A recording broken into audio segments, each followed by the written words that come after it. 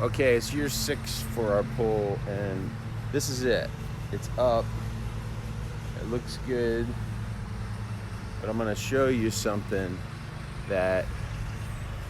Okay, it's year 6, so I just want to show you something. Like, this might be the last year for our pool. So check this out. Our ring wasn't staying up. We were losing air in it, and that's really important. You really need to make sure your ring has air in it, or else you could lose all your water. So we went around with some soap and just really tried to find where it was, and we found a few possible places. This was definitely one.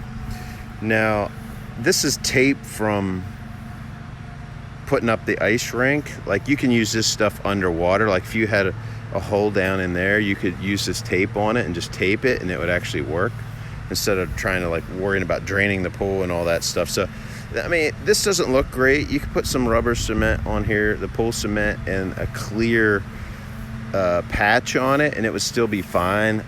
I just thought, you know what? This has been 6 years for this pool, and that's like really not much at all for the pool. So year over year, I mean. So this is going to be our last year, and this pool is so great.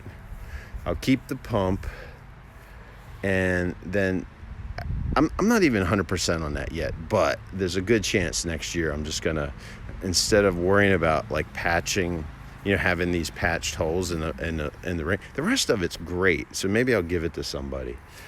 But I don't know.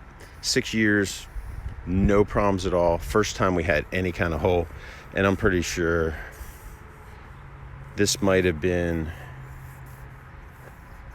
I'm not sure what this came from, but